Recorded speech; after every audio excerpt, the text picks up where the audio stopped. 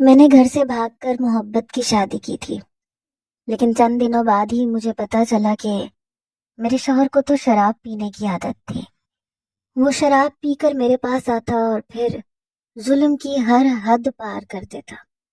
میرے پاس واپسی کا کوئی راستہ نہیں تھا، اس لیے میں بہت مشکل سے اس کے ساتھ گزارا کر رہی تھی۔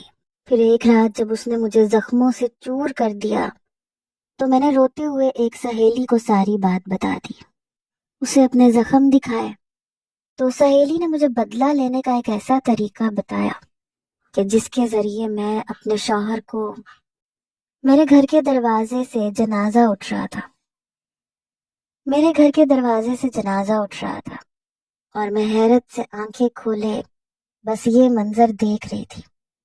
دماغ کام ہی نہیں کر رہا تھا، سمجھ ہی نہیں آ رہا تھا کہ کس کا جنازہ ہے۔ میرے گھر تو کوئی بھی بیمار نہیں تھا، سب کچھ بالکل ٹھیک تھا، تو پھر انتقال کس کا ہوا تھا؟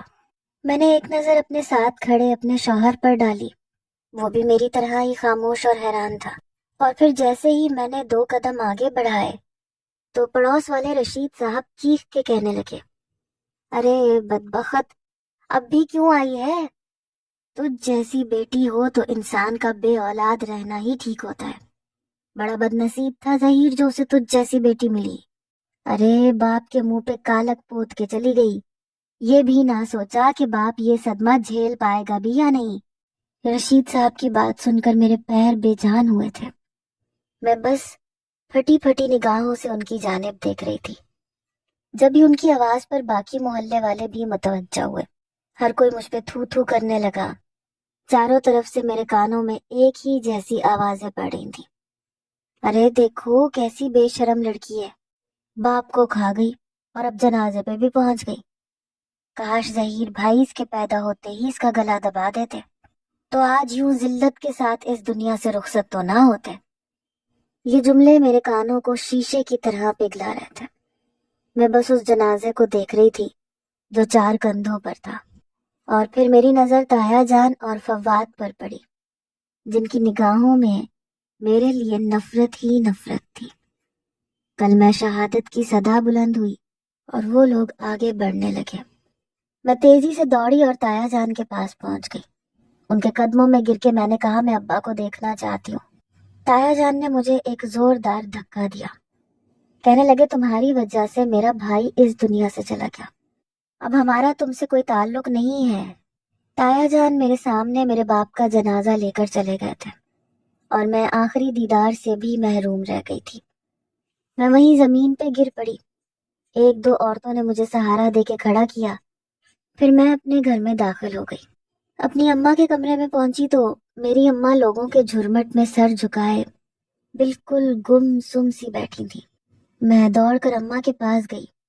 جیسے ہی اماں کے پیروں پہ ہاتھ رکھا تو اماں نے مجھے دیکھتے ہی میرے منہ پہ تھپڑ مارنے شروع کر دیے۔ روتے ہوئے مجھے برا بھلا کہنے لگی، وہ مجھے بد دعائیں دے رہی تھیں، اور پھر انہوں نے مجھے ہمیشہ کے لیے دھکے مار کر اپنے گھر اور اپنی زندگی سے نکال دیا۔ میں اپنی ماں کی بد دعاؤں کو سمیٹ کر واپس اپنے اس گھر میں چلی آئی جہاں پہلے ہی میری زندگی عذاب ہو چکی تھی۔ میری ماں کی خاموش آہیں مجھے دھیرے دھیرے کھا گئی تھی، کیونکہ میں نے اپنے ماں باپ کو جیتے جی مار ڈالا تھا۔ باپ تو اس دنیا سے ہی چلا گیا تھا، لیکن میری ماں، شاید وہ زندہ ہو کر بھی زندہ نہیں تھی۔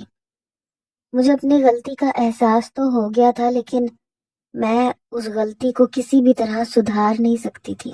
میں اپنے مرحوم باپ کو واپس نہیں لا سکتی تھی، اور پھر میری زندگی کا ایک نیا باب شروع ہوا جو میری ماں کی بد دعاؤں کے ساتھ شروع ہوا تھا۔ میری شادی کو 7 مہینے ہونے والے تھے، اور یہ 7 مہینے میں نے بہت ہی کرب اور اذیت میں کاٹے تھے۔ اب بھی بڑی مشکل سے میں بستر سے اٹھ کر بیٹھی تھی، سارا وجود درد کی گٹھڑی بنا ہوا تھا۔ اذیت ایسی تھی کہ خود بخود آنکھوں سے آنسو نکل رہے تھے۔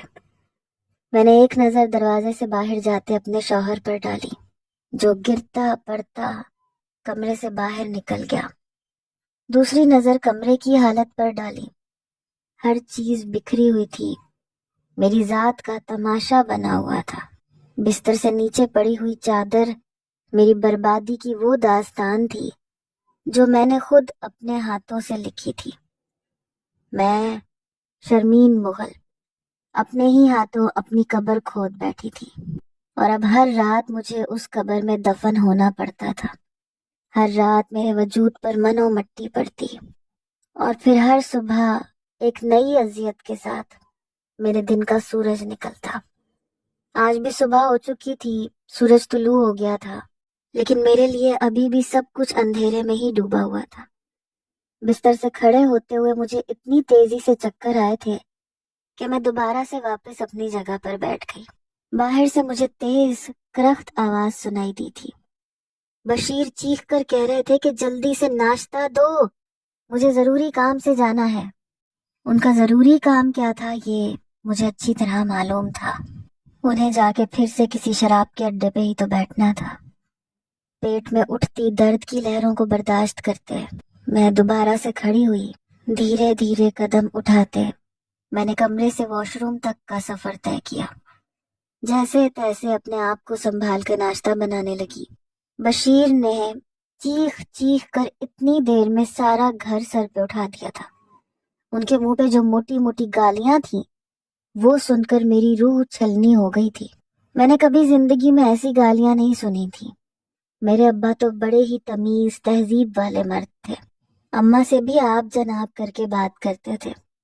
کبھی ہم بیٹیوں سے ابا نے اونچی آواز میں بات نہ کی تھی، لیکن یہ بشیر، یہ تو ایسے لگتا تھا جیسے کسی گندگی کے ڈھیر میں پیدا ہوا ہو۔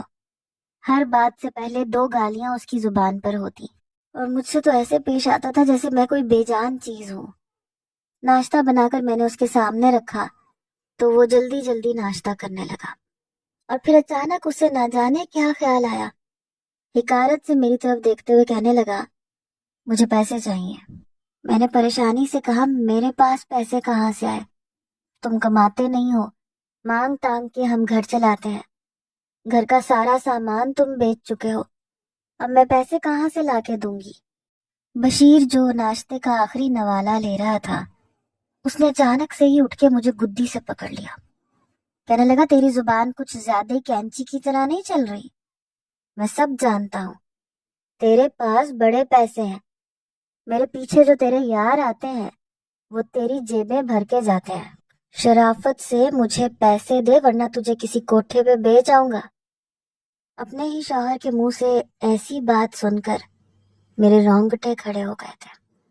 میں نے غصے میں بشیر کو دھکا دے کے پیچھے کیا، کہا کہ خدا کے واسطے تم یہاں سے کہیں دفع ہو جاؤ، اور اب رات سے پہلے واپس نہ آنا۔ میرے پاس پیسے ہوتے تو میں زہر خرید کے کھا لیتی، یوں تمہارے قدموں کی دھول نہ بنتی۔ میری بات پہ وہ زور سے ہنسا، کہنے لگا کہ پیسے تو میں لے کے رہوں گا، پھر چاہے تجھے کوٹھے پہ بیچنا پڑے یا سڑک پہ نچوانا پڑے، مجھے پیسے چاہیے۔ اب تو کسی بھی طرح میرے واپس آنے تک پیسوں کا انتظام کر کے رکھنا۔ یہ کہہ کے بشیر گرتے پڑتے گھر سے نکل گیا، اور میں روتے ہوئے زمین پہ بیٹھ گئی۔ میرے ہاتھ پاؤں کانپ رہے تھے۔ میں جانتی تھی بشیر جو کہتا ہے وہ کر کے رہتا ہے۔ اگر میں نے اسے پیسے ارینج کر کے نہ دیے تو وہ سچ میں مجھے کسی کوٹھے پہ بھی بیچ سکتا تھا، لیکن میں پیسے